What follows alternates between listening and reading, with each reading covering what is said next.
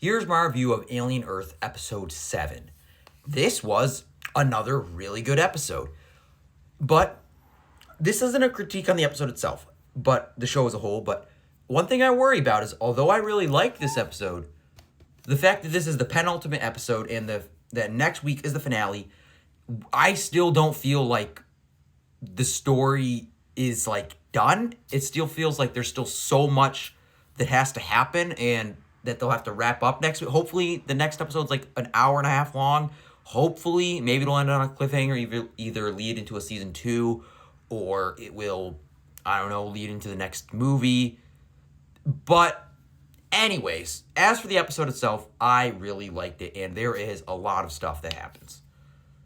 First, we have everything that's been happening with Arthur, with Smee and Slightly, when they find Arthur's face with a face hugger, and they have to transport his body to the boat. That whole subplot is really good. And I think that there's like a great scene where when Arthur finally wakes up, like when the face hugger comes off, and there's this overall sense of dread. At least I felt that, because we, the audience, knows what happens. We know what the face huggers do, but these characters don't.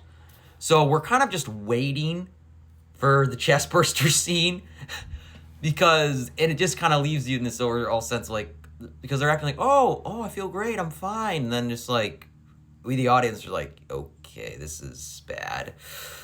And it was done very well. And these two characters, I just really enjoy both these characters because they're just so much fun. Like, we know, obviously, these are still just kids. The whole, like, transporting their brain into adult bodies. But so we could tell, like, they're scared. Like, they don't really know what they're really doing. They have to transport this body down to the ship or to the boat. And we, the audience, know it's just a matter of time until chestburster. And we know, like, these kids are just not ready for it. And that whole subplot was great. Another really good scene in this episode is Boy Cavalier talking to the Eye. Like, let's be honest, we all want to know, like, what's going on with this Eye. And obviously right now the Eye is in the sheep. And just like the simple things that, like, they do, where Boy Cavalier's rationality is saying, he's like, I am the smartest person in the world. And I mean, as egotistical as he is, I mean, pretty sure he's right, at least within this universe. He's saying, like, pi is one of the most well-known mathematical formulas of all societies. He's saying any advanced society, he should know it. And so he writes 3.14 on his hand, and just the sheep just doing the individual, like, and then just keep going. Course 1, 3.1415, etc. And that was just so fascinating. Like, and just how in amaze that Cavalier was. And as egotistical as he is, I just really enjoyed this scene. And he's a character where you hate him, but at the same time, you want to just know more and more about him. You kind of want to just keep seeing scenes with him. You want to learn more about him. And just the whole scene, I think, the whole pie scene where he's just talking to the Eye and the Eye is stomping back using the sheep, I just loved. And I just really like that rationale because, like, yeah, I mean, I guess he does have a point. I mean, pi is used in so much math, science. I guess other cultures would know it.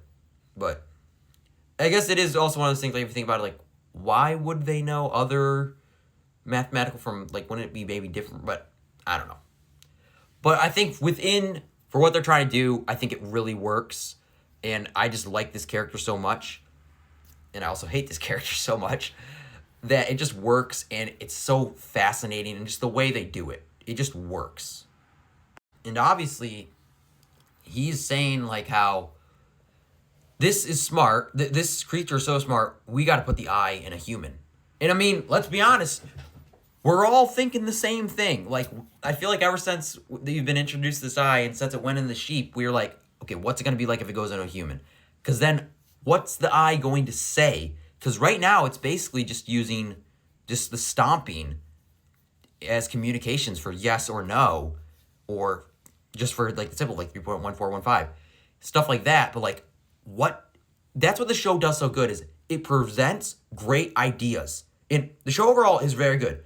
But as what it's doing is, and what I hope it does in this next episode is, I want it to fulfill, it's like what we're all thinking. What is this eye going to do when it gets to a person? Because it has great ideas, and it's like, I just want to see even more of it. Because as of now, it's really good, but it's like, there's also so much more I would love to see. And who knows, maybe we'll see that in the next episode.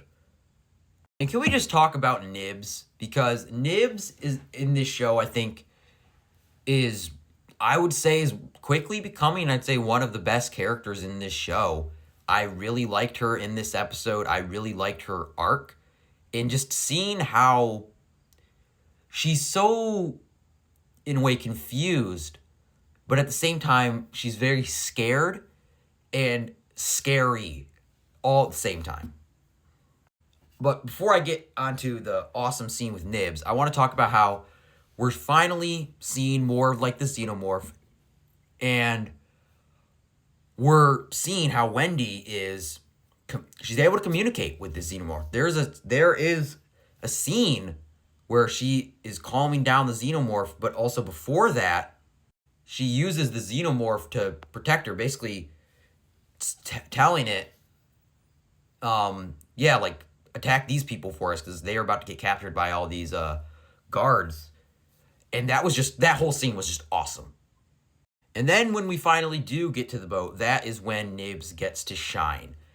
Because they do get captured when they get on the boat, but that's when Nibs goes all out, and I thought it was awesome.